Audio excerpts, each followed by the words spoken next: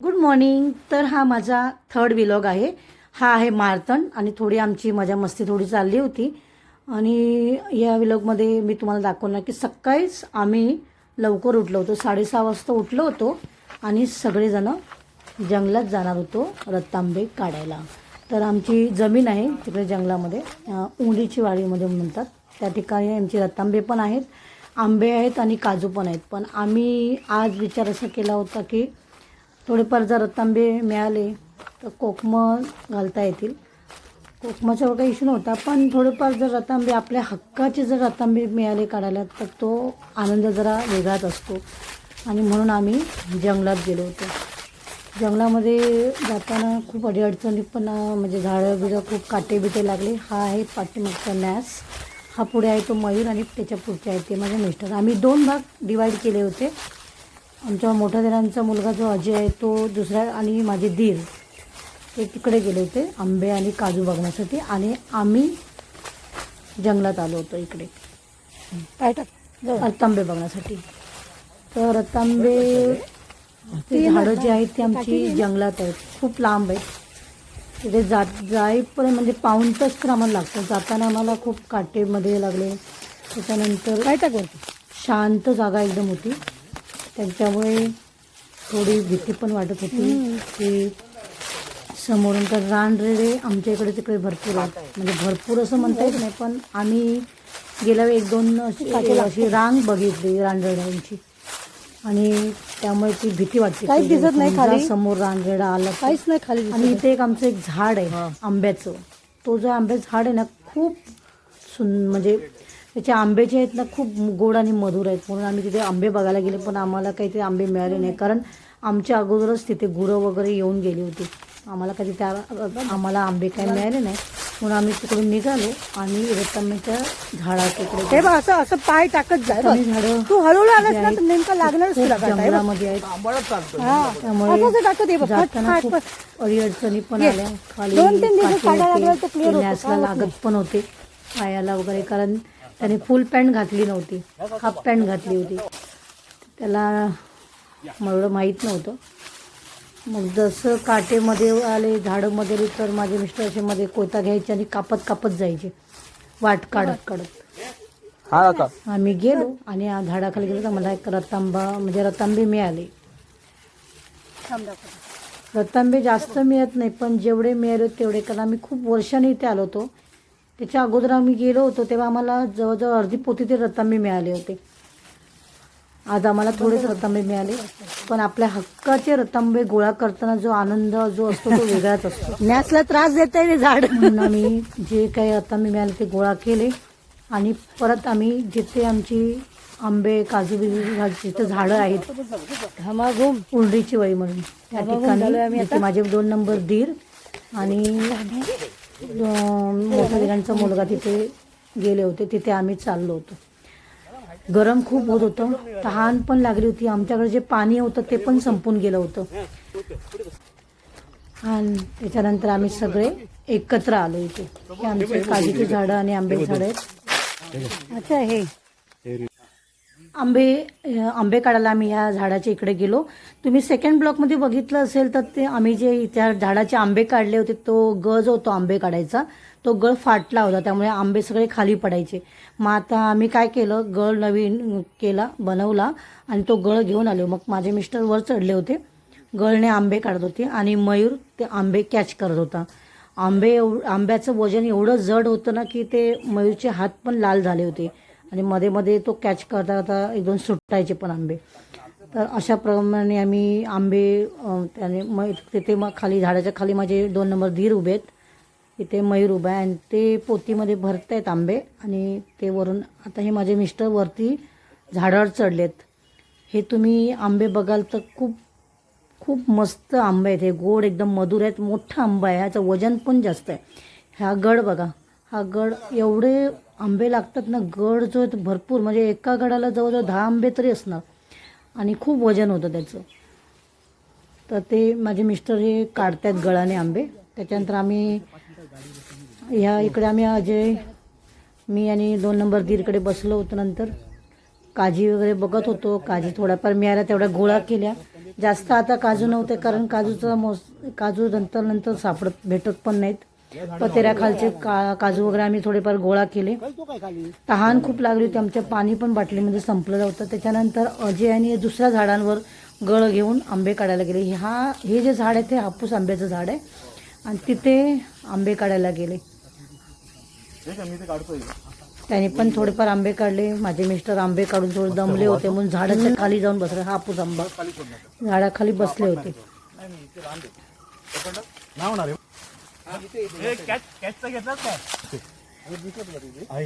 जेवढे जेवढे खालून मिळतील आंबे जवळ तेवढे अजय आणि वर त्या साईडला जो वर चढलाय तो मयूर चढलाय आंब्यावर, तो काढतोय.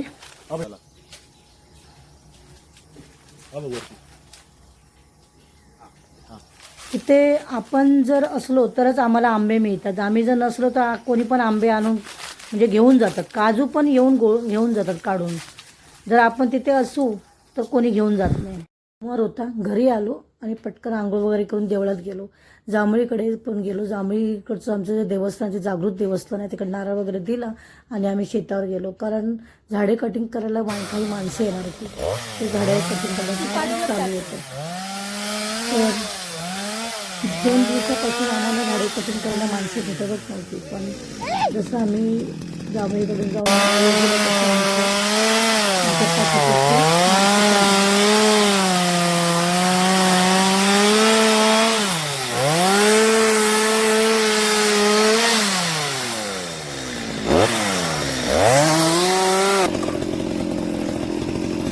जवळजवळ 1-1.5 तास झाडे कटिंगचं काम चालू होतं.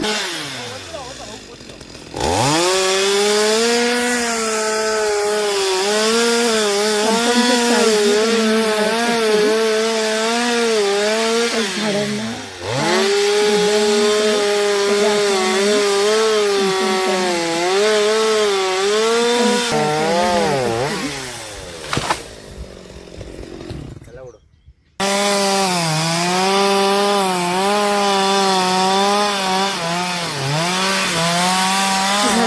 जुनं होतं.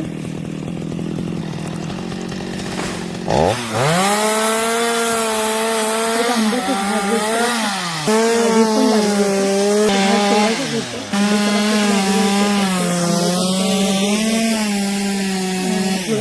बिघाडे होते.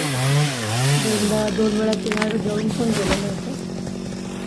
परत त्याला पालवी फुटली होती. पण यावेळी आम्ही ते झाड तोडलं आणि त्याचे आंबे खूप पडले होते.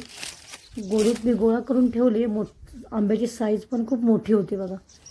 तर ते गोणीत पण भरून ठेवले. म्हटलं थोडं लोणचं करता येईल, पण मला वेळच मिळाला नाही लोणचं करायला. आणि ते आंबे पिकले त्याला काही अर्थच नव्हता लोणचं करण्यात. पाऊस पडणार होता वाटत होतं, म्हणून आम्ही ते सगळ्या फांद्या गोळा केल्या आणि कंपाऊंडच्या बाहेर टाकल्या. कारण त्या म्हटलं जाळता येतील म्हणून मी पण काट्या बिट्या जे काय होत्या त्या कंपाऊंडच्या बाहेर टाकल्या. अशा प्रकारे त्यात काय काय कटिंग केलं ते पण बघायला रवी आणि भारती आली होती. नंतर मग मार्तन तिथे होता. थोडा वेळ त्याच्यावर थोडा वेळ आम्ही त्याच्यावर पण टाइम स्पेंड केला. शेतामध्ये गुरं आली होती. पानं वगैरे कापून टाकलेलं सगळं ते खायला. ते शेण ओलं आहे. मार्तन होणार आहे काय तिला खुश होत होता. ताटात बघा आजोबांकडे मस्तपैकी बसला होता.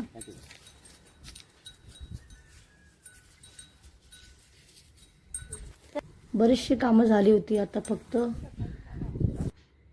जमीन सरळ करून घ्यायची होती.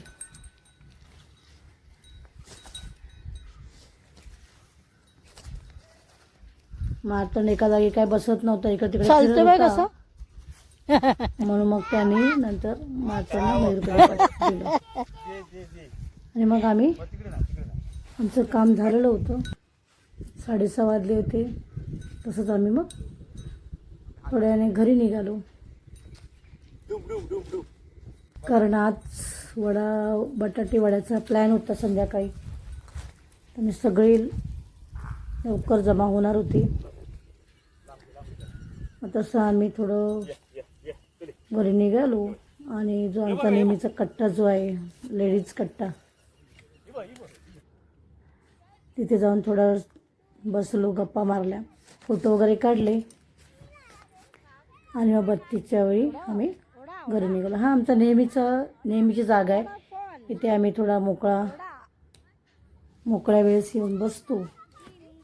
जास्त मोकळ्या संध्याकाळच्या वेळेस मिळतो, इतर वेळी आम्ही कधी बसतच नाही. हे आम्ही जे काजू काढले होते एवढेच मिळाले आणि रतांबे पण आम्हाला एवढेच मिळाले. मग संध्याकाळी जरा वेळ होता, अक्षताला म्हटलं आपण रतांबे आहेत ते थोडे फोडू आणि त्याचा रस काढू. मग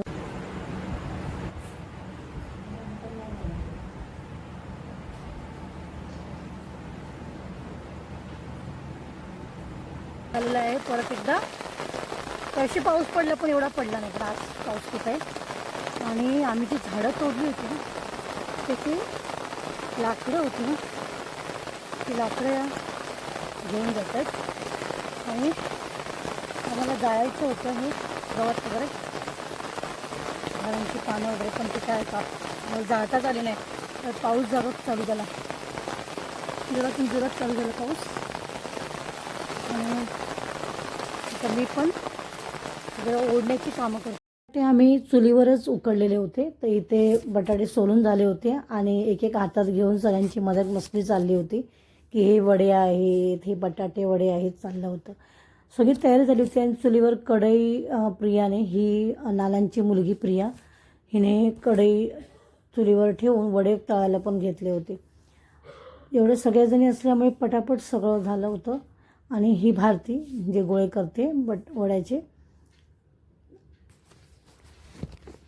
त्याच्यानंतर बटाटे सोलून झाल्यानंतर स्मॅश केल्यानंतर त्याच्यामध्ये मिक्सरमध्ये चटणी करताना चटणी वेगळी केली होती, पण ही जी बटाटे वड्याला चटणी लागते त्यामध्ये आलं, लसूण, मिरची, पुदिना असं सगळं वापरून त्या पेस्ट केली जाते आणि मग त्याच्यामध्ये कोथिंबीर टाकला. असं करून मिक्स केला. तर सोडा आम्ही खूप कमी वापरला होता, जरासं चिमूटभर टाकला होता, शक्यतो नाहीच, कमीच वापरला होता.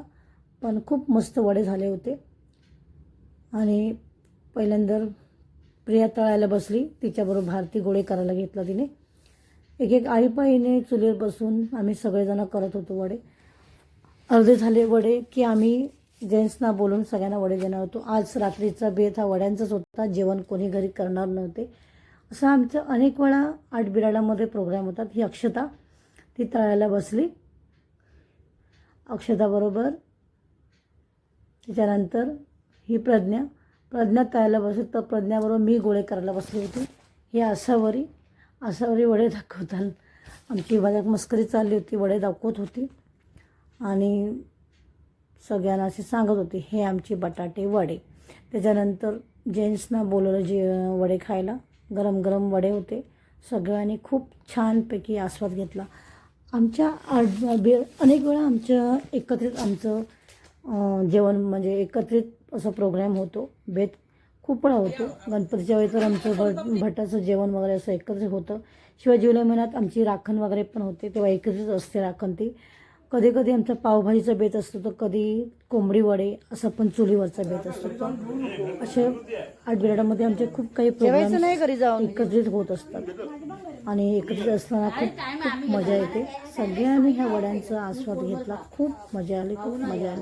आणि रात्रीचा दिवस असल्यामुळे खूप थंडावा होता हवेमध्ये असल्यामुळे वडे खाताना पण खूप मजा आली.